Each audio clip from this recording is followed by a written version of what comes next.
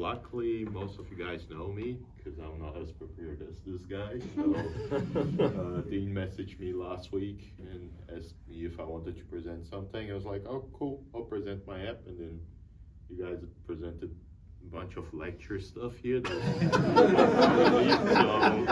yeah, my one is not as in depth as you guys's, but we'll go ahead.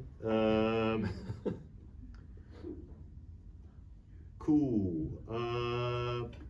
First things first. It's like the idea that that made me do this app is no one in Wellington can find events anywhere. So where do you go to find events? You go to Facebook, you go to Event Finder, you go to this place, the other place. Why not have all of that in one? So I made this scraper in Python that just gets all the data from that and chuck into an app.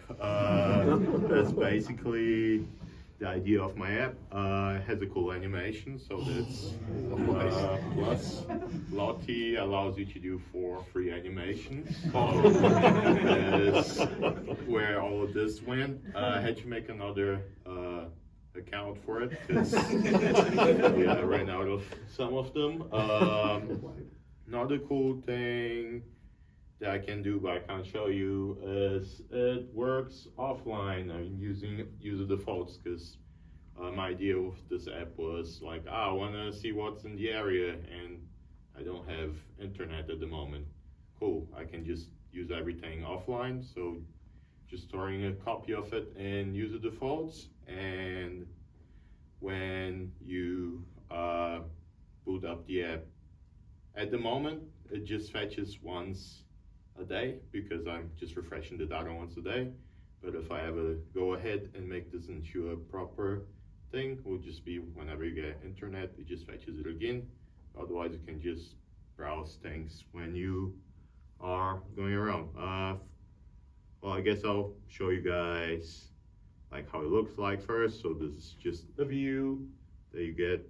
You can this all happens only locally, so you can add stuff to your calendar, remove things from your calendar. When you go in here, I'm getting all the description and everything as well. You can share it with your friends, hopefully. And then if it's something that you need to buy or whatever, you can go in here and get your tickets like from the web page because I don't want to get sued for anything, you know. But the main idea with this as well was that I didn't want to spend any money on any servers or anything. So it's like, because before I made apps using Firebase and thinking of it, I was like, cool, what if people actually start using this? I'll have to start spending money on that, and I don't want to chuck a bunch of advertisements in my app, and I don't know how to make money off this. So I'm using GitHub as my backend. Oh, so because at the moment the data that only goes one way at the moment. There's a good tip for people there don't want to spend any money. GitHub is free, and you can just commit everything to it. So everything just lives in the JSON file, and you can actually start playing with data and doing things. So at the moment, what I'm doing is you can see that a lot of the events here are in other. Not anymore because this is the branch that I'm working on. But there were a lot of events that were unlabeled from those pages because they're just like wherever. A cool thing that I missed a lot is playing with AI, like because I did my honors degree in AI. So now I have enough data and I have a backend that I can categorize the data. So I built a bunch of training data and chucking through a CNN to get it categorized. CNNs are old AI basically, not LLMs like it is now. And yeah, so that was a cool thing that I could do with it. Another cool thing is I played a bit with like the glass layout and stuff, and you can get some really cool, like the search bar. I like it quite a lot. When it goes over here, you can see it's reflecting everything pretty well. And same with, if I go here and I go put things up, I can make it kind of translucent over here. I don't know if you can see it there because it might be lagging and everything. And yeah, there's not too much to it compared to you guys' things, and I wasn't that prepared. But do you guys have any questions or want me to walk through What's the app called? anything? Oh yeah, the app is called What's on Welly. So, yep. So do you do the scraping inside of the app? Or? No, I have my backend here. Oh, right. This is my whole backend. So that's kind of the more fun part of the app. It's kind of the background. So I'm using a CNN to classify things. If you guys, I'll just show it real quick because it's Python, it's not Swift, but it's just a class that I load some files into it, chuck it through a CNN. Where's the CNN? Here, somewhere. I forgot where it is. Where is it? I gotta find it. Ah, there you go. Like, you got your layers and spits it out. And to generate the data, I'm actually using another algorithms like genetic algorithms. They basically just mix everything, and then you go, say you have a population of individuals, so that's your data sets, and then you mix and match them, and then you select the best ones out of those, because then I don't need to make my data from scratch. So I'm like, cool, I'll get AI to generate my data, because I try to use LLMs to do that, and they don't perform really well in making data for AI because they are very clean. They capture like a very clean bell curve. But yeah. Yeah. How do you upload it to Git? Do you have like a script that runs on your laptop? Or? Yeah, just run it on my laptop. That's awesome. Git commit, git push. And then great thing about doing a project is only yourself. You can force push anytime you need. Oh shit, I just broke prod. Doesn't matter, just force push it up again.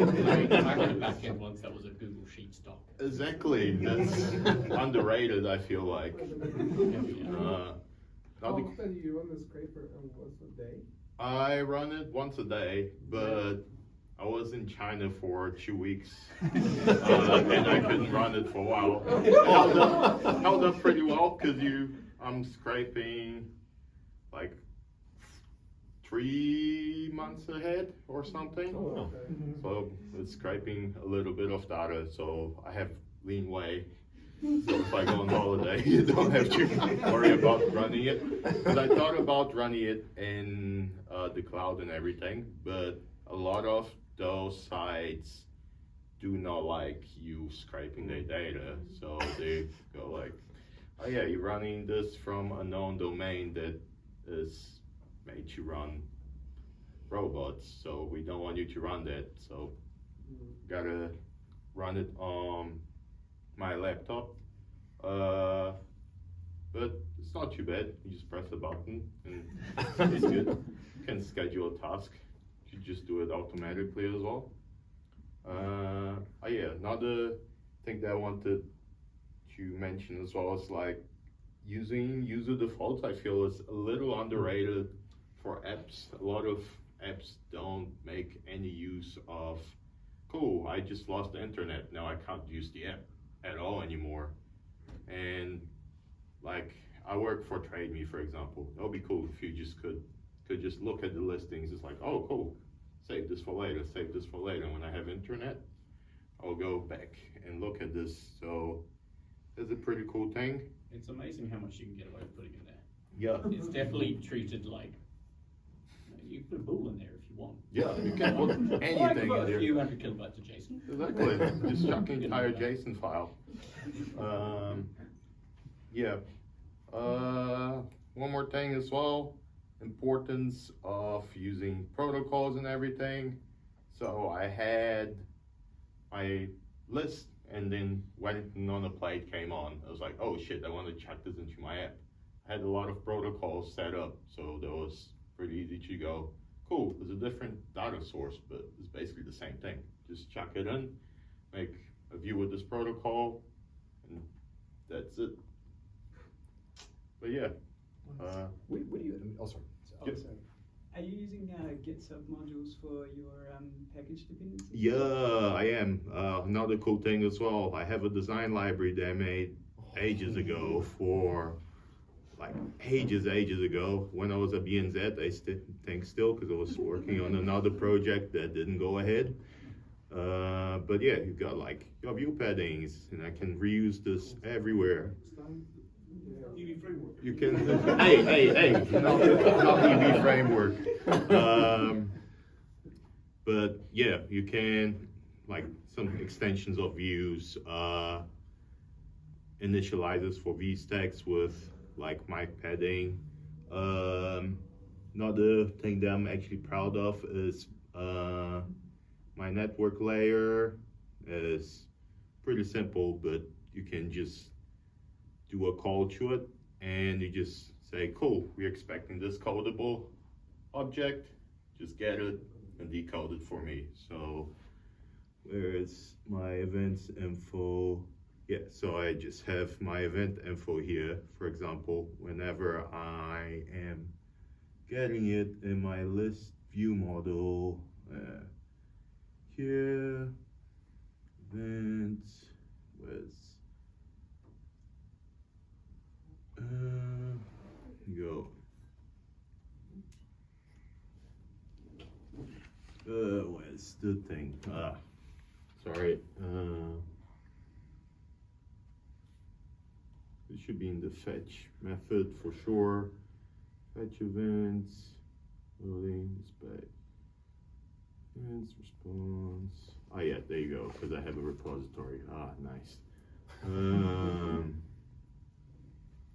You go, protocols are great until you have to transverse through them, but yeah. All the user default stuff, and yeah, just go, I'm expecting this events response, which is just a codable.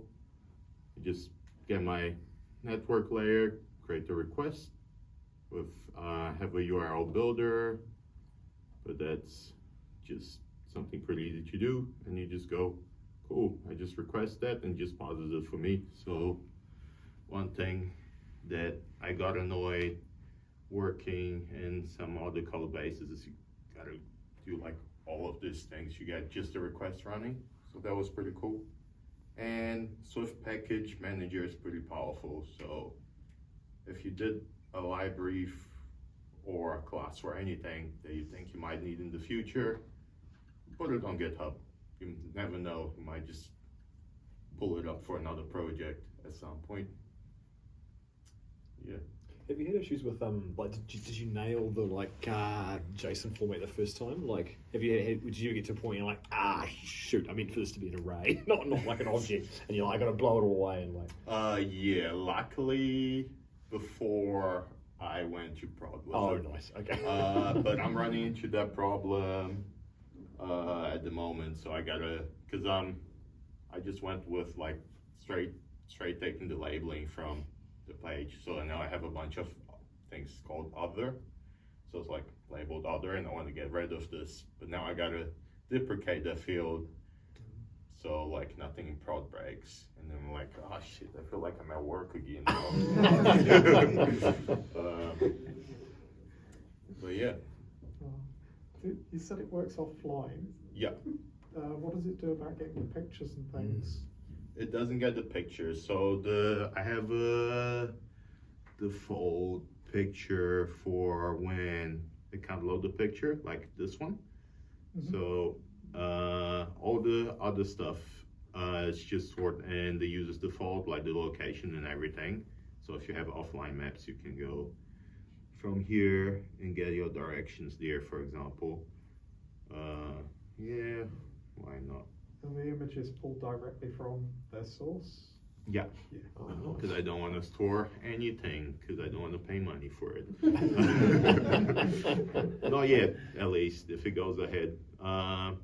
In events, you can do, like, you have your event calendar and everything that's very ugly looking, because it's an old screen, but you can manage everything, so using internal libraries and stuff as well.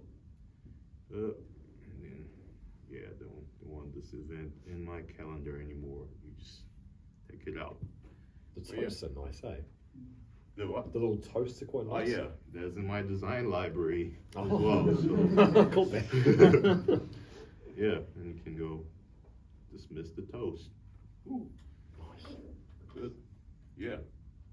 Any other questions, comments, boos?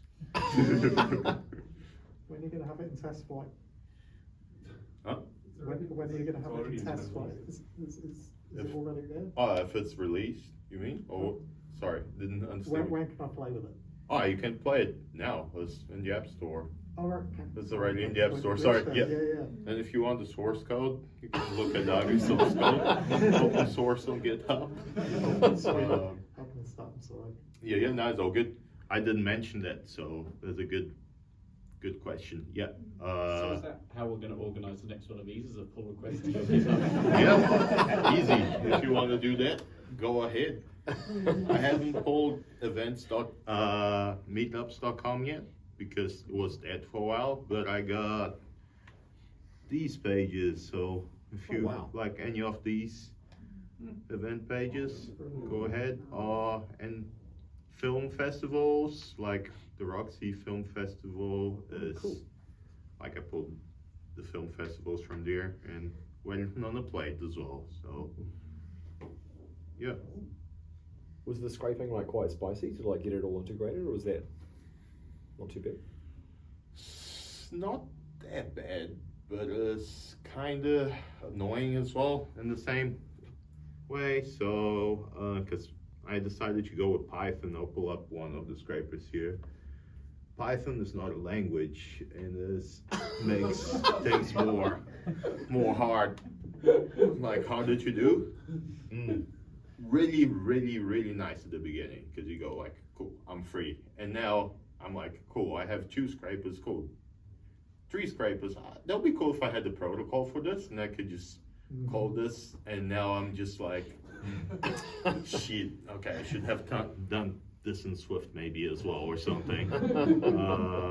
Because all the scrapers have is this method, fetch events, and that is called from a main scraper class somewhere in scraper. I managed to make it like infer protocols because I'm the only one working on this, so it's fine.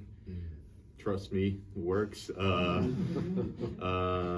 Like I load the file like the previous events, then I filter a bunch of stuff based on that as well. So, and then I have a scraper factory here that just returns the scrapers based on the name they pass in, because again, no protocols or anything.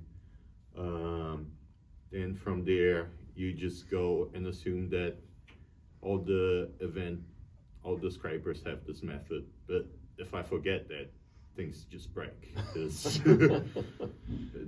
just inferred. So it's not too bad, but it can be spicy for some of them. Sometimes you have iframes that you gotta go into and then zoom into them and then zoom out of them. Things like that. And I'm using Selenium. It's basically just going, cool, find this class name and then find the address in there and things like that.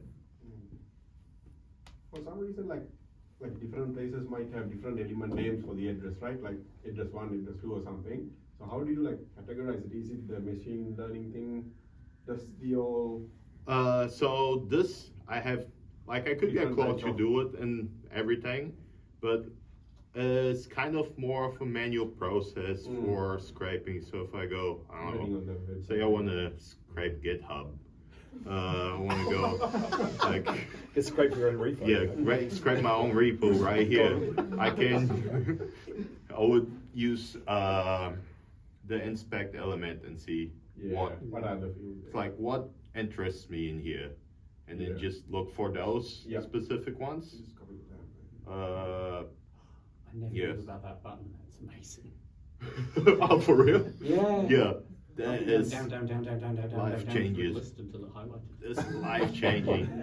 You go like, I don't know, I want to scrape just this thing here, and I'll go like, okay, this is SVG. Yeah. And I'll look in here, cool.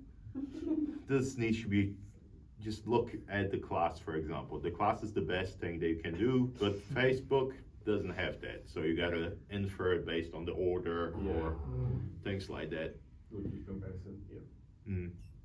Yeah, and for the AI model that I said, I just feed in, where's my, probably have it open here somewhere. I have like my training data, it's just the text, like a description, and I give it a label. And I have some events that are too short, or I don't want to use it as training data. So I have this skip thing here, and my classifier just takes in a file that we assume again doesn't have format, hopefully, and I can train it. I generated some stuff using AI at the beginning to try to train on that. Didn't do super well because it's very vanilla, but yeah, just chucks in there, trains. And where's my other AI thingy? And this one just gets like all my data, merges it everything together, and then chucks in genetic algorithm and spits out a combined like training data set that can chuck it into another AI.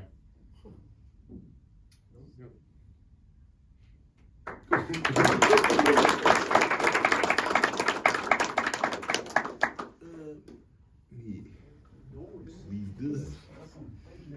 Good. Thank you. We're a little bit over time, but yeah, thank you to all of our speakers.